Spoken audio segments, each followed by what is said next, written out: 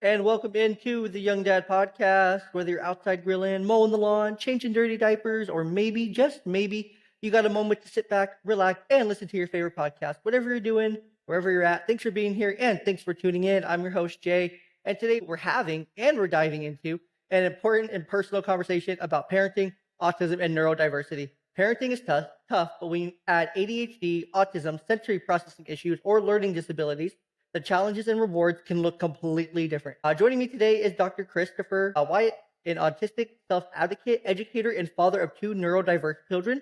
He has a PhD in online education and writing instruction for autistic students, and his experience as both a father and neurodivergent person himself shaped how he approaches parenting, advocacy, and education. Beyond that, he's a speaker, researcher, consultant, and creator of the Autistic Me blog and podcast. He's dedicated his career to helping schools, businesses, and families understand and embrace neurodiversity in practical, meaningful ways. So make sure you grab your juice box, grab a snack, and let's jump into the conversation. Chris, welcome to the podcast. Thank you so much for having me. Of course, really excited to have you here. So kind of take us back through. So you can go back however far you want for this question here, but you and your wife chose to become parents through fostering and adoption, something that may surprise people when they hear that you're also autistic. So all things considered, what inspired you guys to take that step to foster and adopt those your two children? Was there something that happened along the way, or what kind of is like all the backstory there? We were planning to start a family and we had run into some challenges. My wife had two miscarriages and we started to wonder what was up. And we knew that she had some thyroid issues, so she decided to go get some treatment and possible removal of the thyroid. At that time, we decided, well, gee, we should become foster parents and see how this works out, see if there's a possibility of even foster to adopt. The girls arrived in October of 2015, and shortly thereafter, we found out during surgery, the doctor came out to me and said, we have found cancer and it has spread. So my wife ended up having to go through thyroid cancer treatment and chemotherapy. So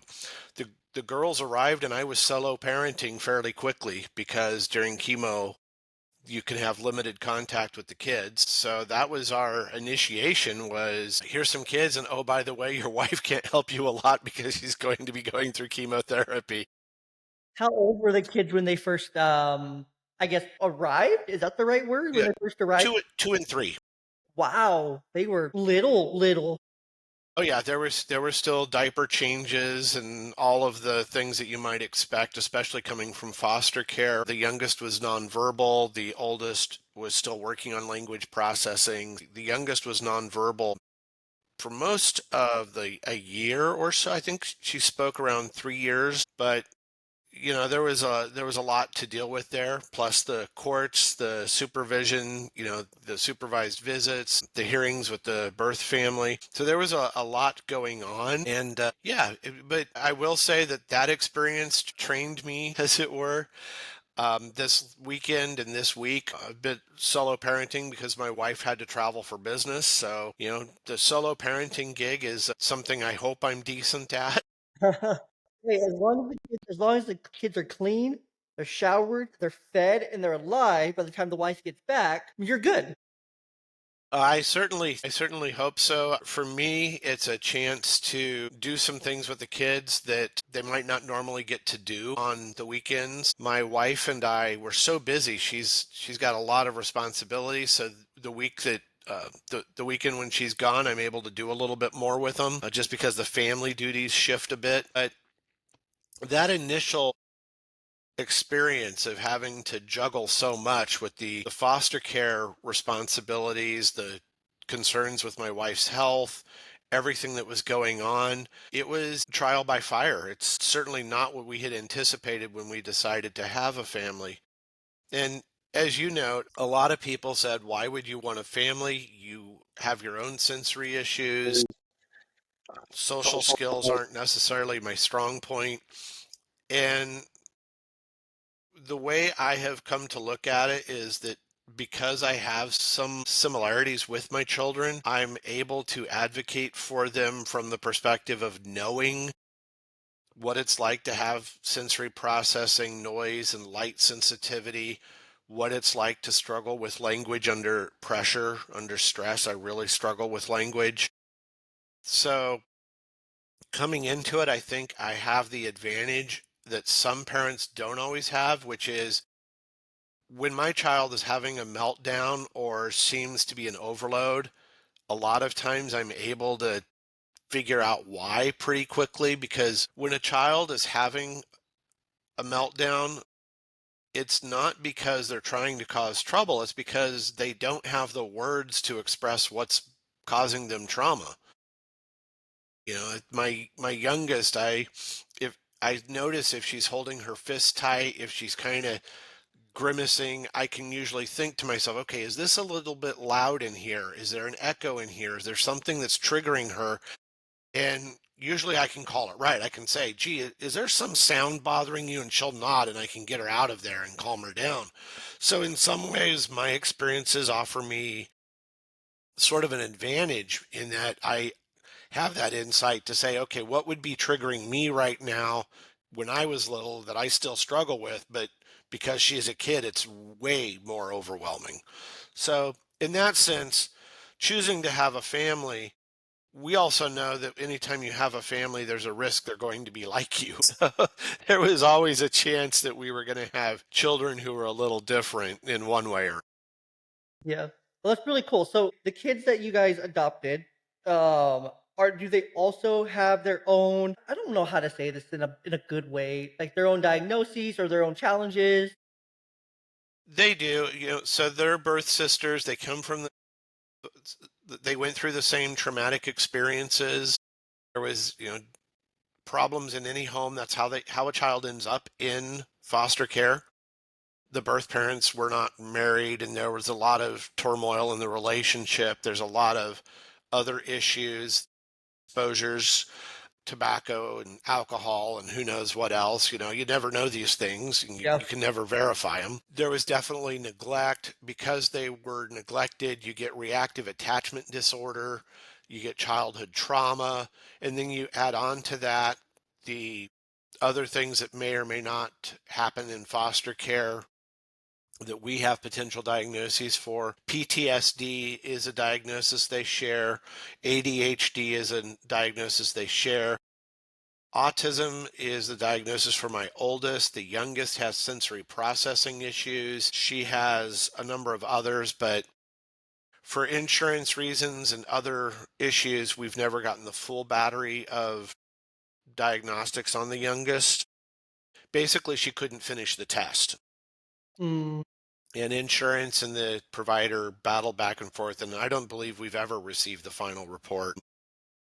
So, for these situations, the best you can do is say they represent the diversity of brains in the world, and that's the way it is.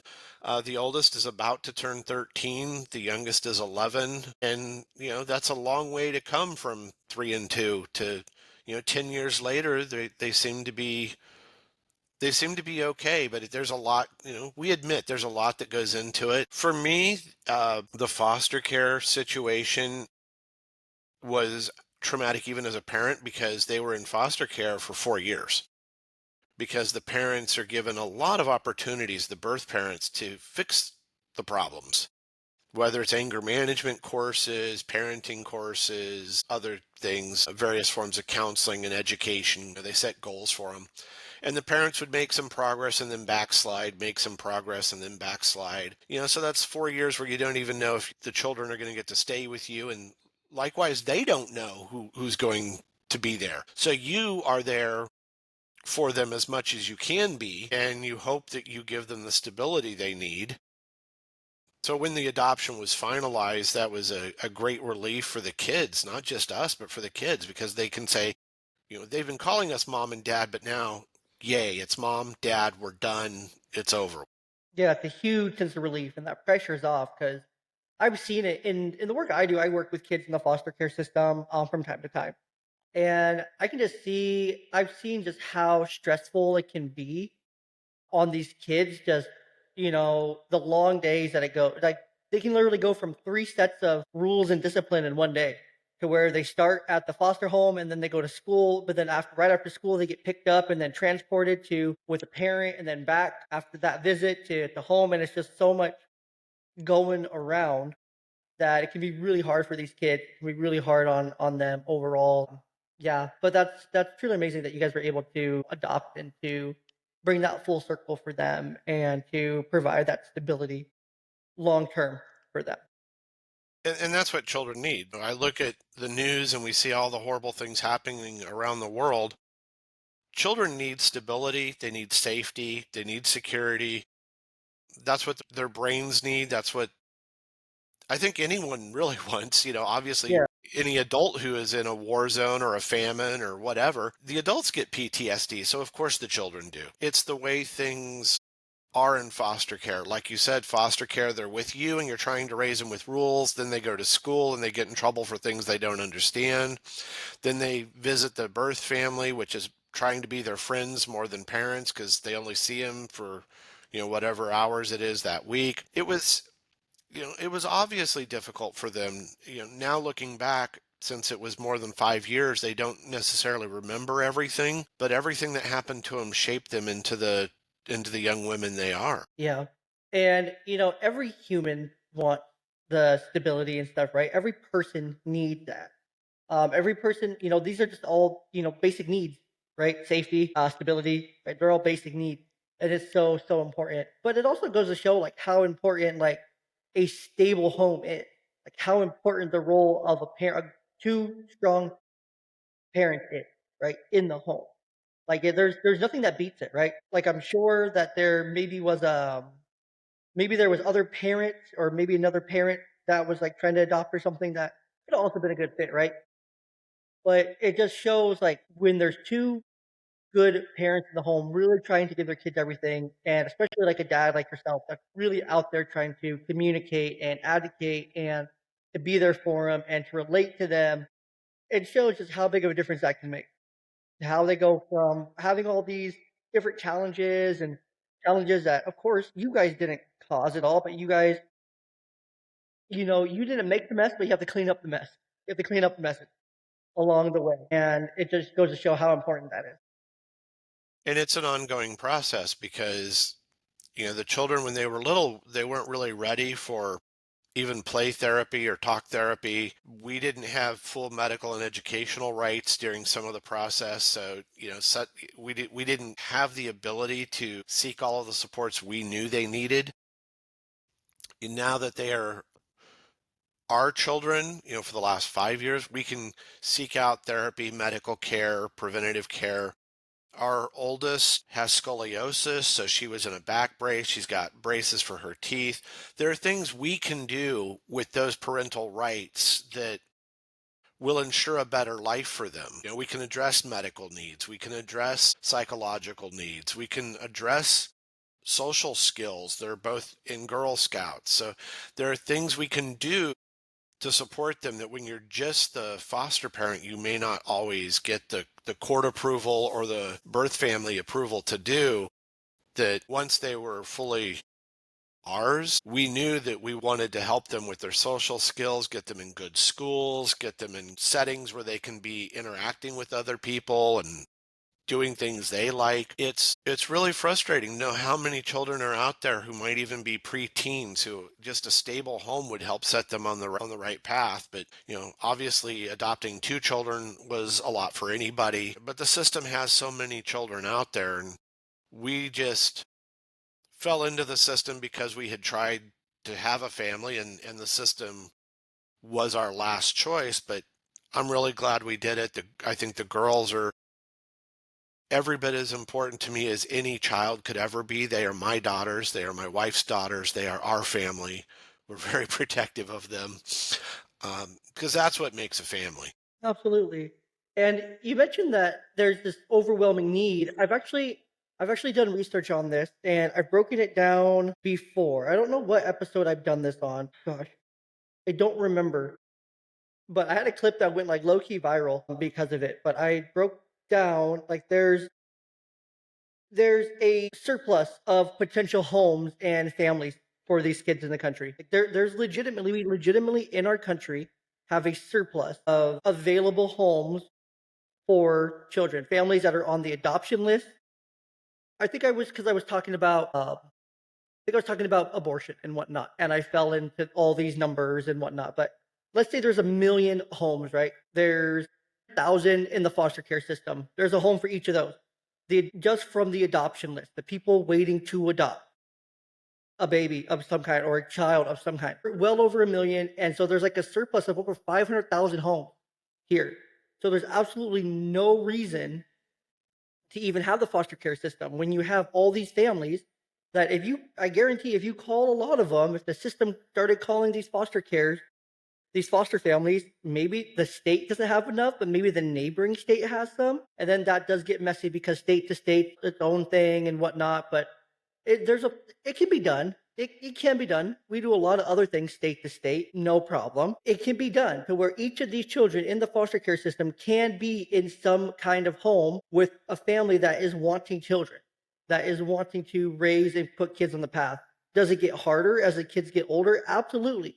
It gets harder for a lot of these families to say, yeah, they're not small, they're not tiny, they're not cute kind of thing. But, I guarantee out of a surplus of 500,000 for 300,000 foster care kids. So let's say 700,000 families here more than have the ability to take on these kids and to put them on the right path versus them staying in the system. Like it's totally possible. It's totally feasible. We're just not doing it for whatever reason. For whatever reason, it just doesn't happen, and it's frustrating and it's discouraging, kind of seeing it from the outside perspective as much as I do. And then talking to someone like yourself that went through it, it's like, man, there's good people out there that want to help these kids, but yet the system doesn't always set up for that, right? They give parents a lot of chances.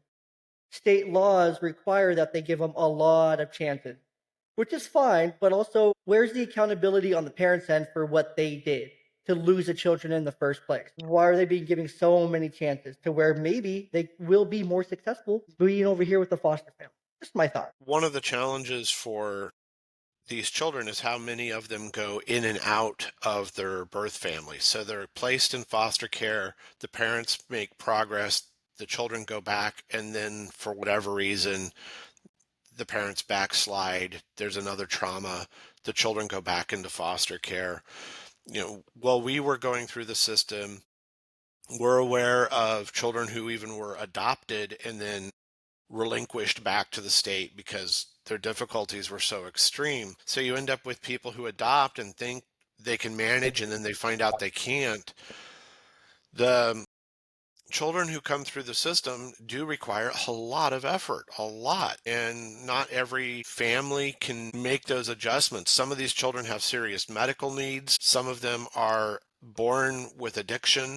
Some are born with other medical problems because of the parents' choices, whether it's, fetal alcohol syndrome or other challenges that the child has because of, whether it was nicotine, alcohol, or something else. So these are not easy children. They do come with a lot of extra effort. Yeah. And we are at a time when a lot of families, it's difficult because two parents have to work.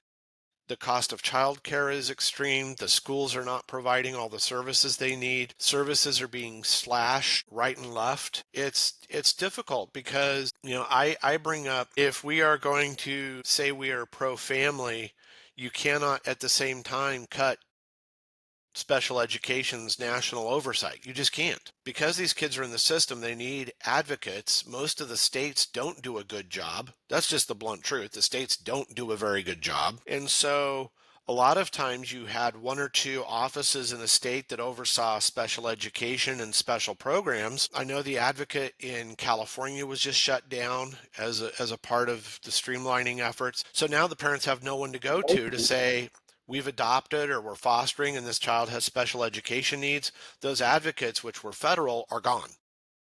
They're just gone. They don't exist anymore. So we're saying we're pro-family, but the thing that's been hammered the most, education department, people think, oh, well, education spending is only 4% of education spending locally comes from the federal government. But when you go into special ed, it's 21%. And when you go into special ed with medical needs, it's over half. So now let's say that you have half your money coming from the federal government because you have a child with a medical need and special education. That money's now gone. It's just gone. And those people are gone. The experts are gone. The assessments are gone. Has It has stunned me that people who say we are the pro-family uh, group, that's what we stand for. The first thing that we have cut to the bone are the very things that make being a parent to these special children possible are gone. And I can guarantee you my state, which is Texas, is not about to invest in education. They are falling further and further behind. We are 40th in spending. Last year's budget had zero increase. We all know what's happening with inflation, right? Price of everything's going up. So if you don't increase spending at a time your state is growing astronomically, Texas is adding close to 1 million people a year. If you're not adding money to the schools, then you're really losing money. You can't give the teachers raises. You can't hire the psychologist. You can't hire the therapist. And what concerns me as a parent, I've worked in private schools. My kids go to charter schools. I've taught it. But we're about to implement a voucher program. That voucher program is going to give $10,000 towards private school tuition. Find me a private school that's $10,000. They're all going to be 20, 30. The one I looked at for our kids was 32. Yeah. So even at $10,000, that means I still have to have 20 grand. No low income parent has 20 grand sitting around, so a $10,000 voucher is meaningless to them. It only helps people who can afford the 30, and that money is going to come out of the public schools. So again, it's the kids who are in foster care who can't go anywhere else but a public school because they're foster care. The adopted children, generally there are restrictions on what we can do. So for example, because our kids are adopted, we must go through Medicaid. We don't have a choice. Even though we adopted them, they're ours, we are in the Medicaid system. Again, we don't have a choice, but so people hear, well, you're well off, you've got a good income, you got a nice house. What do you mean your kids are on Medicaid? That's the law. We are still under the auspices of Children and Family Services until they're 18 for their care, even though they're adopted. And people don't know that, so they're like, well, that's an example of Medicare, Medicaid getting ripped off. What they do it for is to ensure that these kids get their annual well check, their shots. They do it to protect the kids in case they've been Yeah, adopted so they get into a. basic medical care, and so they still have their needs met. Yeah, no, I hear what you're saying. I hear what you're saying. But I would also counter here too with not to like argue or anything, but here in Washington State, I live in Washington State, right? Over here on the West Coast. And we have some of the highest spending per pupil in the nation. I think we're top 5. Like we're way up there. We're way up there. But since 2019, there's been a 110% increase per pupil between 2019 and 2024, right? So this is kind of the negative case for that too, because since our spending went up dramatically per pupil, this is including special education and regular education, right? Our test scores and our scores and our education scores have all dropped. They've all plummeted. So there's been more spending, but a negative correlation in education like results. So there's also that happens too, to where Well, the sad reality is since 2019, since COVID, yeah, we have seen slippage across the board. The approach to education during COVID was sloppy at best. it was so bad. It was so It bad. was it was downright abusive of the children in some ways with the stupid, you know, ill-planned, unprepared online non-education. But then even then, like these kids, like you see it today. Like I work in a lot of schools personally, right? Like I see these fourth and these fifth graders who were in kindergarten, first grade, 4 or 5 years ago, and they just struggle socially so hard. They struggle like they're so developmentally behind socially. They are, and when you add in the special needs like our children have, Hmm.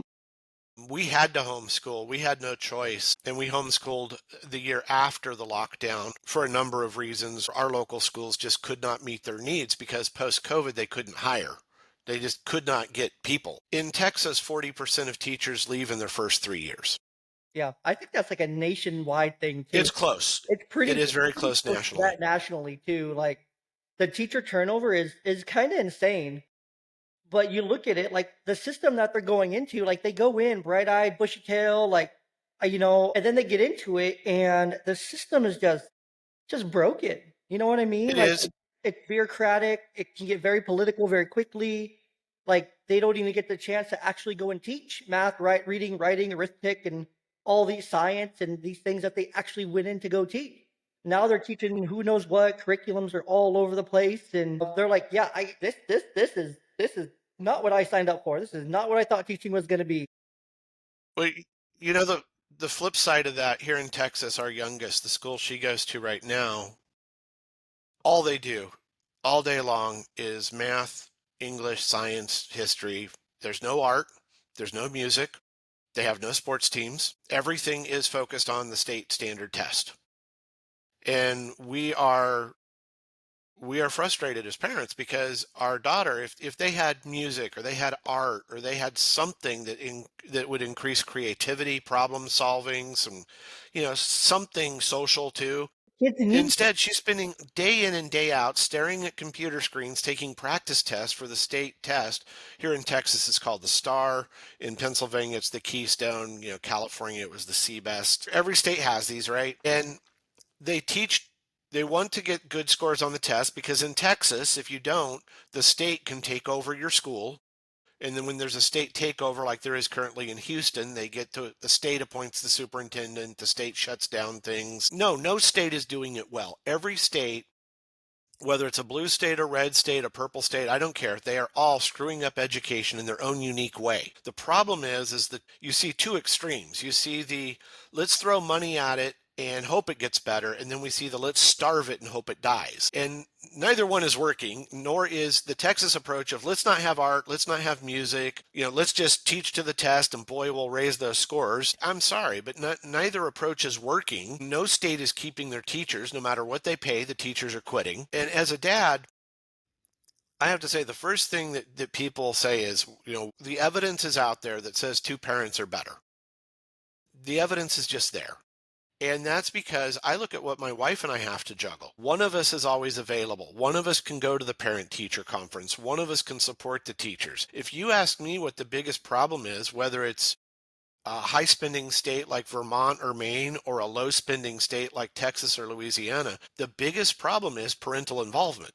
I don't Yeah, care what state you're in. yeah, parental involvement is so huge. Like, it it's so difficult for parents just to try to get that time off and to go to a parent teacher conference or make it happen, because it's like, well, if I sacrifice that 2 hours and I'm sacrificing it for maybe like a sick day or for a vacation day or something like that, and it's like I'd rather just not have that, or I can't go and volunteer because I can't get the time off work, or I can't go to supervise a field trip, or I can't go and do this, or I can't go and do that, like, or I can't even go to the assembly kind of thing, or that my kid's performing in, or anything like that. And it's frustrating because it's like parents want to be involved, but there's a lot of single parent households.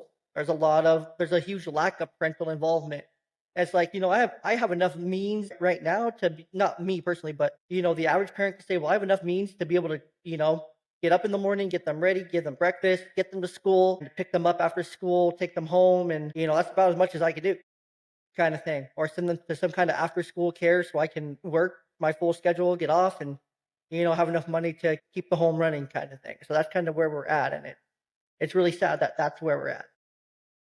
Well, and having worked in education for most of the last 20 years, the overhead that you see, a lot of people don't understand it, but like here in Texas, our local schools passed a bond, but in Texas, they have a Robin Hood law, which means that because our district is well funded, the state will take 30 or 40% of the bond money that we passed as voters and then give it to another school that needs the money more in the state's formula. So it's called the Robin Hood Law. Texas, the state Supreme Court mandated it. It's supported by all of the politicians. So if you have a district like Austin or Leander, which is fairly well off, and they pass a bond so they can build a school or they can get a new computer lab or whatever they need, they immediately lose a portion of that money. It may be as little as 25%, but it can be in some districts, they lose half their money to other Oh, okay. districts. I know what you're So saying. you voted for a bond thinking you're helping your kid. Mhm. Then you find out, well, yeah, we passed $1 million bond, but we get 500,000 of it. Yeah, I hear you. No, we have something very similar here in It's like, Washington. We have something very similar happening here in Washington right now. There's a bill going through the process, right? But basically it would allow the schools to but so first off, the schools have to meet this set of requirements, right? First off, they have to meet a set of requirements, of course, but then they can borrow against, I guess, the equity of the total percent of the district, like land and whatnot, and the district like property. So they can borrow up to a certain amount without like it won't be like a tax or anything, at least not up front. Later, it's going to be a tax to pay that back and whatnot, right? Because it always comes back later. But essentially, they can do that without having it to go through a vote or anything. They can just say, we're going to borrow this much, but they have to meet the set of requirements. And then they can fund like the upgrades to the school, expanding the school, building new schools, things like that. Without really having to involve the taxpayer, they can just kind of do it and be like, oh, well, we have this own, the funding looks like it's coming from us, but we're gonna kick this can down the road because it's a borrowed money anyway. So you're gonna have to pay for it later. Because right now we also have a cap on our levies because we're out levied here in Washington. We don't. I don't really think any state has a revenue problem. Like I truly don't believe that. Maybe California does, but at least here in Washington, we don't have a revenue problem. Like we have plenty of revenue coming in. It's just how we're spending it. well, I can tell you that the states that have true revenue problems are the states losing people. Having consulted with local government and schools and things, I can tell you what happened. So I was in Pennsylvania. That's where the girls were born. That's where we lived for 5 years. They were closing schools right and left. They were consolidating universities. Pennsylvania was losing in the rural areas 16 to 20% of their population every year. So what happens is your fire department still needs to be there. You still need a fire truck. But now fewer and fewer people live in the district with the fire truck. So they have to pay more. Each person now has to pay more because it used to be spread around, say, like our little township had 6,000 homes. Well, when you have 4,000 homes, paying for what 6,000 homes used to pay, the price goes up. It just does. So the schools have to close because they can't raise the money. The police have to close. So Pennsylvania, one of the things that really broke my heart was in Pennsylvania, you can buy a church or you can buy a firehouse. I mean, you can buy some beautiful churches. You can buy some amazing firehouses. I've seen this in Ohio, especially the Youngstown area. So if you're in a state, especially the West Coast, here in the South, like Texas, where you're growing, cities, what they do, cities and schools will say, okay, well, our enrollment is going to increase by 12%. So we can spend 12% of our equity because next year we're going to have 300 more homes. So we're going to have 300 more households to collect the taxes on. And so that's how that's done. As we're in Pennsylvania, they're like, we're going to lose, 500 homes. Now we have to jack up the taxes on everyone else. Yeah. In Texas, what we do is we call it the no new revenue. And it's really misleading. California has this, Texas, New York, New Jersey, they call it no new revenue. What that means is the city tries to keep the taxes so they collect the same amount. Well, if you get more houses, everyone pays less because you have more people. No new revenue. If you have fewer people, everyone has to pay more because you got to pay for the police, you got to pay for the fire, you got to pay for whatever. And unlike the federal government, your city and your state have to balance their budgets. Yeah, that's true. That's true. But what wouldn't it make more sense? It like to me it makes more sense like okay, well, why can't like if we have 4,000 if we go from 6,000 to 4,000, well, maybe we need to lay off a couple dispatch, because we're going to have this percentage less call. We're going to essentially have a third less call. We're going to have a Actually, you don't. In fire zones, you don't have less calls, trust me. fire. No, that's a good point. Mountains in Pennsylvania, we get tornado, we would get tornadoes, we would get lightning fires. Less firefighters is just it's a disaster waiting to happen. It's like West Texas or Oklahoma. So there are things you can't really do without. You say we'll do without EMT, but now the EMT is driving an extra 10 miles or an extra 20 miles. So the person, that's 6 more minutes that they're waiting for an ambulance. You can't do it. Yeah, So and that's why you have federal laws on how your coverage has to be. makes sense. So, there's a lot of things that when people hear how much the government spends, your city, your county, or whatever. As a father, as a taxpayer, I'm like, gee, there's waste. Then I go into the city and I think to myself, there are a lot of things I would cut, or the schools. There's a lot of things I would cut. Mm. Like for me, my big thing here in Texas is the schools that are begging for money. You go to North Texas, there's a school that just built a $16 million football stadium. You don't need my money. You just don't. Sorry, you just built a $16 million stadium and you're telling me you can't pay your teachers? No. Yeah, and how frustrated do those teachers have to be too, say, looking at that stadium being built and be like, That's beautiful. I bet it is, I bet it is. But it's Well, just like, how frustrated are those that school or the other people around that area? They'd be like, wow, my taxes went to this kind well, of and thing. it gets, yeah, and what's really frustrating is when the bonds are passed or the taxes are passed, they're allocated to specific tasks. So, the state gives you money. In Texas, they actually give you about 10,000 to 15,000, depending on your district, whatever. But then they say 1/3 has to go for structures. X percent can go to salaries. You can't take that money and say, we need more in salaries this year and less for our building because our building's in good shape. You have to stick to whatever the state tells you. So you and I are sitting here thinking, wait, my schools can't afford a special ed teacher, but they've got extra resources, but they can't move them. The state has to. So as a parent, I want to bang my head against the wall because I'm looking at all this money, but the money, when, like Washington, California, Oregon, they'll say half of this money has to go for physical resources. It can be textbooks, computers, whatever. Well, they might give you more money, but now it's like, okay, but of the 16,000, 8,000 can't go to a teacher. Now we only have 8,000 that we can give to faculty and staff and support. And so they put all these strings on money at the state level. Texas, it bothers me so much. Texas, we live in Texas, and Texas is supposed to be all about local control. I want my school board to do what I want my board to do. I vote for them. I can hold them accountable. I can throw their butts out of office, right? I want my school board to run my school.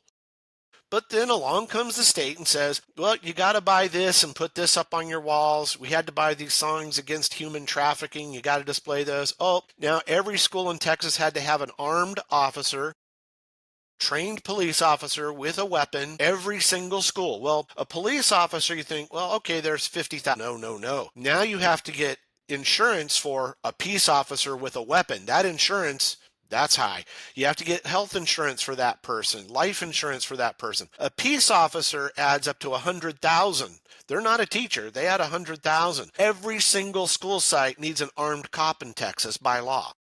This took some districts into the hole. They had a balanced budget. Now they got $300,000 in new police costs because they have 3 campuses. Our local school, so our little community has 40,000 people. We have, I want to say 12 campuses, so that's 12 police officers. There goes a whole lot of money. 12 police officers at 100,000 each. Yeah. Oh, and now they want us to put in metal detectors because that'll, metal detectors are not cheap either. Got to put in metal. We had to rip out the lockers and, because guns can be put in lockers. I understand after Uvalde here in Texas, I understand all the panic, but I don't understand if you're a small district, now you're paying your highest paid employee is going to be your campus security guard and your campus chief of police. Oh, and you can't just have a police officer. By law, a police department needs a chief, right? Because you got to oversee training, certification. Yeah. No, and I It's think, like, school safety is important, though. School safety is important, but there has to be a way to, if you're going to add, this is the part that frustrates me. Like, I see a lot of bills coming through. So I do another podcast for here in Washington State called the Evergreen Report. I cover all the local stuff, right? I cover all the stuff going through Olympia, our state capitol, the House, bills. Like, I just did an episode where I covered 15 really bad bills. But the common theme with so many of these bills going through the judicial process in the state is they're not funded. Where is this funding coming from? Where is it coming from? There is no funding. Very rarely do I see a bill and I'm like, oh, that legitimately has an actual funding source. That legitimately isn't terrible. It's like, wow, most of these bills are just, oh, well, this bill's contingent. The funding's going to be contingent if it passes all this. Like, jargon and stuff. I feel like I do a really good job breaking it down, making it common sense, easy to digest and whatnot for people. But it's just one of those things where if you don't know, you don't know. But then that's where you got to go back to your local school board. And why I always encourage on everything I've done, I've always encouraged this for a really long time on the podcast here, is if you have the time and the resources to be able to go and be at school board meetings, to be an active participant, hell, even run for your local school board and be a part of that, it's important to do that. But you also have to realize at the same time, the school board is the launching point for career politicians. It is left and right. Yeah, it's where they It is. it's where they start. It's where so many politicians start with the school board because it's so much easier to get around locally and say, "Oh, I had the local impact and blah blah blah blah blah," and then take your political career up from there. You know, and you're onto something. So my wife and I have lived in 4 states because of our careers. We've lived in California, Minnesota, Pennsylvania, and Texas. Every one of them is mismanaged. Every one of them, it's just amazing. We thought, okay, well, California's got all this stuff. We lived, clearly it's broken. You go to Minnesota and you're like, okay, well, it's more moderate, but it's going to be a little bit. Nope, it's broken. You go to Pennsylvania, it was horrible. And what happens is exactly what you're talking about. Texas says we need security, but they're not going to pay for it. So now your local school board's paying for it. California would say, you need, I'm trying to think here, they needed to do away with bilingual ed after Prop 187 passed, which ended bilingual education in California under, oh gosh, that would have been Pete. So, they pass these laws and then they don't give you the strategy to follow them. I mean, we can all say, okay, we want to cut bilingual education at the time in California to reduce costs. Great idea. We want to work on immersion or something else because bilingual education wasn't getting the results they had anticipated. So what did they do? I had a teaching credential in California. I had to get what's called a BCLAD, which was a bilingual credential, because now that you got rid of bilingual ed, but all of our students are still bilingual, every teacher had to go get a bilingual certificate. It's like, wait, you didn't really solve the problem here in Texas. That's the point. That's the point we're getting at, right? It's like they do these things, but they don't solve the problem. They make it harder for teachers and educators to continue doing what they're doing, to continue doing what they love. Teachers fall out of love with what they once loved doing. They lose any sense of motivation, extrinsically or intrinsically, that keeps them moving forward. And it's just a mess. Every single state's a mess because our whole system is outdated. Our whole system is so outdated because, as you probably know, our education system was created during the industrial boom. It was created to train future factory workers, and it's still in that same system. We are many, many decades past that, right? This is new age. We have new technology, new everything, new cars, new everything around us. Homes get built what looks like in a day sometimes, right? Like we 3D print them in Texas. Yeah, right. You 3D print everything, right? You do so much with technology now. So, but we haven't. But for some reason, we're still stuck. Every single state is still stuck. We need to do it this way. No, you don't. You need to modernize, and you need to completely overhaul the system, top to bottom. Every single class, every single period, every single structure, every single curriculum needs to be overhauled, top to bottom. And it needs to become more practical. It needs to become more technology based. It needs to become more, what's going to benefit our kids now. And it needs to continue to evolve as kids evolve, as times evolve, as our country evolves. And it needs to make more sense for now, not for 50, 60, 70 years ago. Well, as a dad, right? So I'm very involved in what's happening locally. I care a great deal. And my general philosophy is any government bill is probably a bad bill, and they should all be forced to sunset. I think, if a law's been on the book for 50 years, it should just vanish and we have to start over. You have to pass a new bill because the laws that you write. I remember in California, when we lived there, the first electric cars were coming out, and a friend bought a Nissan Leaf, and this was very early, very early. Yeah. He couldn't get the license plate because it couldn't pass state emissions because it didn't have a tailpipe to do the emissions test. But the laws get outdated, right? Our laws, all of our laws get outdated. And it bothers me, whether it's at the national or the local level, our laws don't keep up and they stay on the books. We just add more and more laws. We don't clean house. We don't say, is this, so as a parent, there's no there's no evaluation process, right? Let's reflect. Okay, let's look at the education laws we have in place. Are they helping us or are they hurting us? Guarantee the reason that we're struggling so much as a country every single state. Like you have a 4-state sample size. I went to school in Washington, Hawaii, California throughout my elementary and secondary education, right? Like I went to school in all these different places. I can tell you they all suck, but I can tell you when I went to school in Hawaii, it was probably by far the worst. I was in 7th grade, and I was so far ahead of all my same age peers coming from Washington State going to Hawaii. I was light years ahead of all my peers. They were reading at 2nd, 3rd grade reading levels. In 7th, 8th grade, I was so far ahead.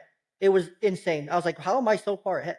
Like, I'm not even trying, kind of thing. And then I go to California. I'm in California, which is a little bit higher, but it was the same idea. Like, luckily, my dad put me into a school that challenged me and pushed me and developed me properly, and it was great. But other than that, I would have just flown through school and like just hung out. Really, it wasn't challenging. And that's our issue. Like we have all these outdated systems that politicians never evaluate. It's like, well, let's look back. Let's look back at all these things that we don't need anymore. Well, and I look at what's going on. As I said, my daughters go to two different schools. The youngest is in a school that is all teach to the test, teach to the test, teach to the test. And I can tell you why. So Texas passed a law, well-intentioned, I'm sure. We are a 100% GOP state government. They control the Senate, they control the House, they control the governorship, have since the 90s. They passed a law that the top 12% of students from any school get guaranteed admission into a Texas university. Sounds great, sounds wonderful. But what has happened is they have made these tests so essential to these kids and to these schools. Everyone wants to go to the University of Texas or Texas A&M. So the schools spend every ounce of energy teaching our kids to be test takers, not thinkers. And taking a test is not thinking. It is not. I don't care what anyone says. I have a PhD. I can tell you that no test I ever took made me smarter. But then all they proved was I can take a test. Right? But then the kids go to these universities and they don't know how to have independent thought. And then they're very easily controlled and manipulated, and they'll get their PhDs, they'll get their degrees or whatever. Here in Texas, our systems are is largely a military school. The cadets, it's the largest military cadet unit in the nation. That's what A&M is. A&M is a engineering school. A&M is it's an applied mechanical engineering school. Lots of petrochemical, lots of mechanical engineers, that kind of thing. Very career driven, but those kids, they get in there through the test. They get through the programs through test. I had friends who were teaching classes that were 300 and 400 students. You don't know the student. You can't do creative work. You're going to do tests because if I'm an instructor, I'm not grading 300 individual products. I'm given a quick test that I can grade, right? So what happens is here in Texas, what we have done is we have created an assembly line. Like you said, it is exactly the Prussian model that was adopted during the Industrial Revolution. And what we have done, now we have said, oh, well, we've gotten rid of DEI. We don't have any special programs. You're not going to take women's studies. A&M at 5,000 students aiming to be the scientist of tomorrow. But there's no creative thought if all they're doing is doing bubble tests because classes are 300 kids, 65,000 students on an understaffed faculty campus. We don't have enough classrooms. We didn't have enough instructors, so classes were too large. Everyone was just given quickie tests, quick grade. We were given a lot of classes online. I had a student tell me, I'm paying to go to A&M and I'm sitting in my dorm room taking the class online because there's no classrooms. An online class is not going to teach creative thinking. It isn't. No way. So Texas is so proud of, look, we are the new Republican model for education. And all I'm thinking is we have taught students now from K all the way through their master's degree how to bubble in test results. Great. They can take bubble tests. They know that they need a number 2 pencil and they can circle, or they nowadays do it on computer, right? Now they're computer based, but we have not said go, like my wife is an aeronautical and mechanical engineer. In her program, she had to build a wing, put it in an air tunnel, build a diesel engine, study it, run it through a simulator. We can't do that. Everything's on computer now anyway. But we've got to get 65,000 students through A&M. Trust me, there's no hands-on. I mean, what limited hands-on you can do is for the grad students or whatever, right? So, and then we brag about how Texas, we've gotten rid of diversity. We've gotten rid of, the equity and inclusion stuff. Sure. What we have done is we have created little drones who wear their military uniforms, march into class, sit in nice little rows, take nice little tests, get their degrees, and then if you give them a new problem that they haven't seen before, they panic. Yep. Yep. There's a part of me that says I'd much rather say, hey, you're going to have to take a year of auto shop. I want to see you fix this engine, figure out what's wrong with it, know what a carburetor is or a fuel injection, hands on, get Yeah, greasy. dude. Yeah, like we need to be encouraging our kids. Like I encourage my daughters. They're really young, right? But my oldest daughter, she's 7. She talks about, oh, I'm gonna go to college and stuff. I'm like, remember, every time she brings it up, I go, remember, college is not your only option. Just because dad's went to college, just because daddy's gone to college, her mother doesn't have a college degree or anything, but that's fine. That was her choice. But for me, I have my master's, right? I may pursue a PhD, but be pursuing a PhD by the time this comes out. Who knows? But I'm like, just because I'm doing that, I did that because I wanted to set that example of hard work and determination to make sure that I set that bar really high for you. But I'm also doing that. I also tell you this because I want you to also know that there's options. Daddy didn't look at his options. I didn't look into a tech school or a trade school. I didn't look into the military or anything like that. I didn't look into other career opportunities and become like a career guy or anything like that. Because I was told that this is the one size fits all kind of thing. And it's not. It's a one size fits none at this point because it's all just like you're saying, it's bubble sheets, bubble tests, turn them out kind of thing. And it's just what it is. As a father, I reflect back on when I went to school, right? We didn't have the computers in the classroom really. Even in college, I worked in the computing center, but there weren't computers everywhere. And yet I had a career in tech and I work with tech all the time. The mistake I see is that schools try to teach the current tech or the future tech. If I'm teaching a programming class in Java, 2 years from now, the student who's on the job market will find out that the financial industry, statistical fields have gone to Python with pandas. Someone who learned C# to be a game developer is going to find out that in the real world, there's a shift now, depending on your background. You might do Unity with C#, but there's some other tools that are emerging for game development. So basically, whatever you learn in college, 10 years later, it's gone. Yep. Yep. 10 years later, you thought, oh, wow, I learned Pascal, I learned Fortran, it's gone. Obviously, so as a dad, what I want my girls to do is learn problem solving because if they learn, I think back when I was young, I loved working on cars. I had I had a 65 Chevy that I loved, 57 Chevy pickup that my dad, had. Those were things that we learned to work on. Right? Now, I can't work on my car. My wife's Toyota RAV4, there is nothing I can do on that thing to save my life. Mm-hmm. So all the skills that I learned, how to change the oil, how to do this, pointless. You can't do a thing on that hybrid that my wife owns. You can't. You can't. The skills we teach are not going to be valid. What would be valid is if we teach our kids to problem solve. Totally. Because what I learned about, carburetors. Show me a car with a carburetor today. They're all fuel injection at the very least, and probably, far beyond that. There's just nothing I learned that is valid. The same with computer programming. Every language I learned is gone. Nobody's programming in Pascal or BASIC or C. Nobody's programming in C++ except for a few Linux geeks. The things I learned are gone. What isn't gone is problem solving. When I teach my daughters about math and science, we do it while we're cooking. Hey, look, honey, you have to read the recipe. That's reading. You've got to measure your things. There's some math. What's a half cup? What's a quarter cup? We do it by real things. Because when you divorce knowledge from something real, it is just filling in the bubble test. Whether it's Texas, California, or Pennsylvania, whether it was the California test, the Pennsylvania Keystone, the Texas Star, I don't care what it is. Every one of these test-obsessed state legislatures is killing education in their own way. I don't care which state it is, all of them trying to do this, and they all will tell you the same thing. We want to ensure the teachers are doing the job, so we're going to test every school with the same test. I don't really want the state telling my district what our kids need here in the edge of rural Texas. our school needs an FFA program. Our school needs, teach kids how to fix tractors still. And that's every community's needs are going to be different. Yeah. That's spot on. But no, problem solving, you're right. You're spot on here. Like every school needs are different, and then on top of that, every student does need that problem solving, and that knowledge needs to be attached to something tangible in real life.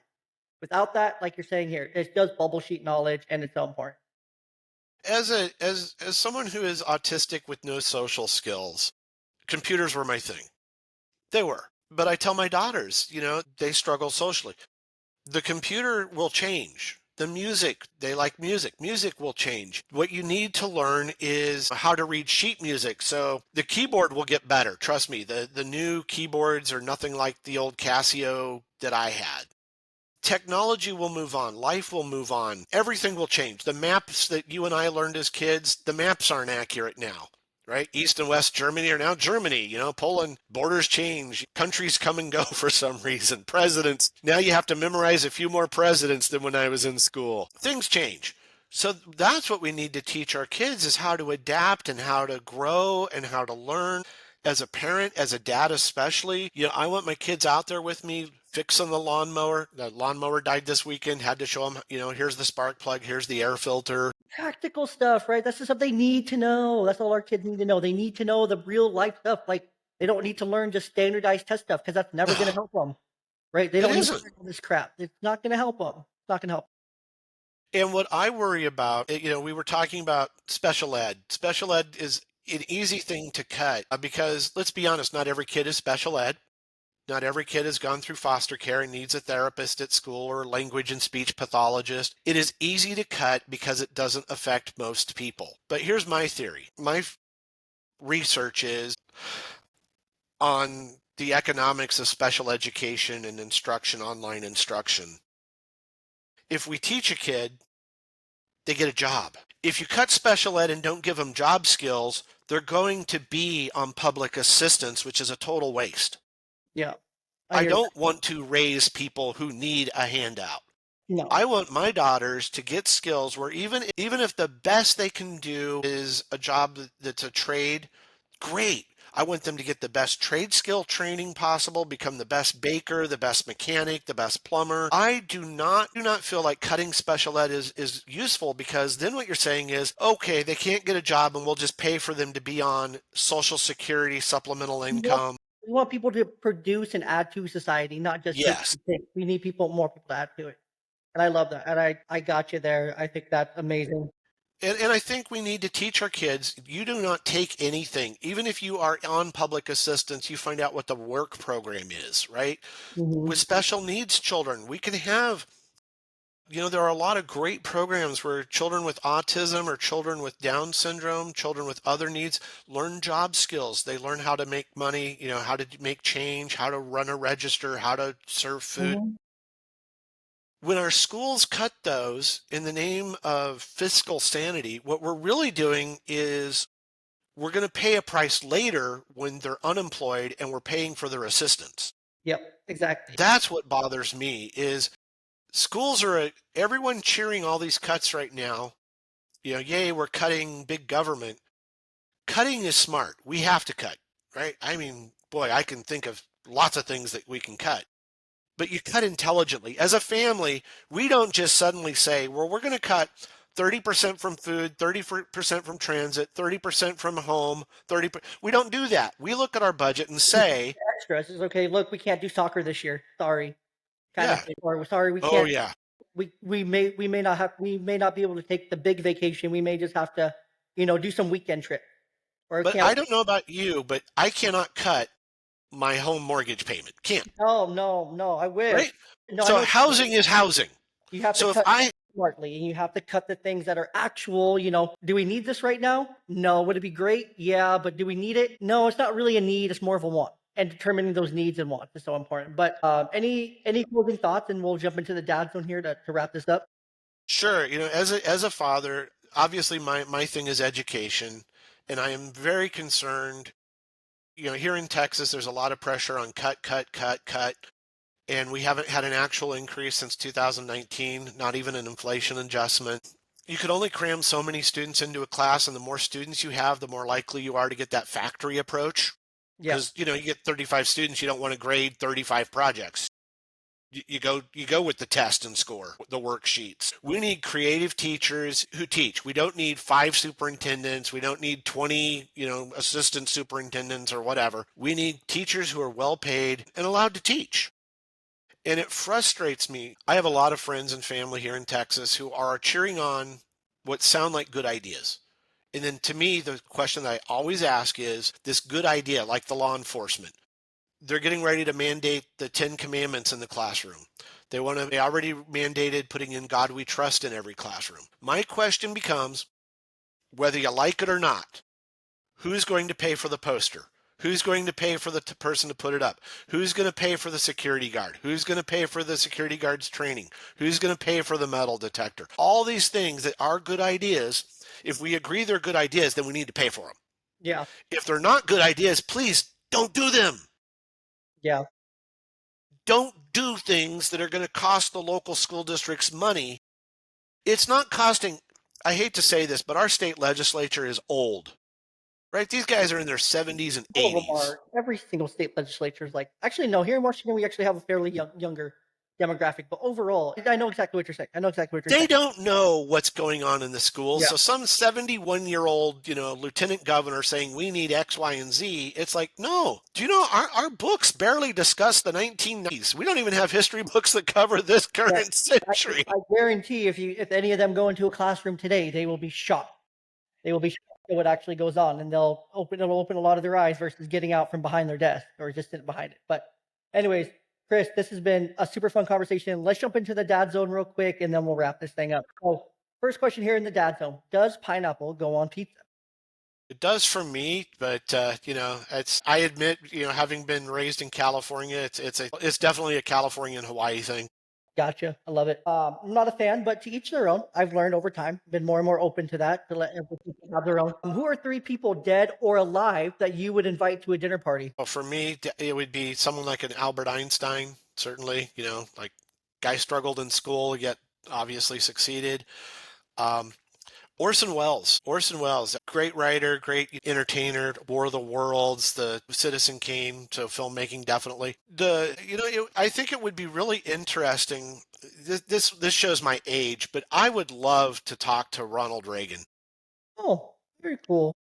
And that sounds strange, but Reagan really was he was the president when I came into my formative years. And I look at what he stood for are still the values that I was raised with and still hold dear to me. And, so I think it'd be interesting to see what someone like that reflects back on. How does he see the world? You could always say, I think every one of us hopes or dreams or whatever you want to call it of our religious idols. Those people that we look to as religious guides. But for me, I assume that, if you are a person of faith, you'll get to resolve those and have those discussions. Yeah, you'll have those. But man, Ronald Reagan, boy, I would sure like to know, how do you feel right now as we're butting up to Russia? How's that make you feel after you called them the evil empire? I want to know what Reagan thinks about today's decisions. That's a good point. He's mentioned a lot in current politics. He's mentioned a lot. What is your guilty pleasure food? Definitely chocolate brownies. They have to make them, I'm careful, I'm diabetic, so I have to make them with almond flour and take some shortcuts. But man, nothing beats a good chocolate brownie. Nothing. Yeah. Ooh, good, gooey, hot, nice, warm. Absolutely. Mouth watering now. Anyways, and very last question here, and then I will officially wrap us up. What is one piece of advice that you would offer to a young dad who's about 18 to 22 years old, just starting out his fatherhood journey? One piece of advice for him. Be there. It goes by so quickly. You need to be there. You need to be there, maybe not for every little first, but boy, the first steps, the first words, the first day of school, those things, all those first, be there if you can. Well, to our listeners, thank you so much for tuning in with us today. Thank you for being here with us.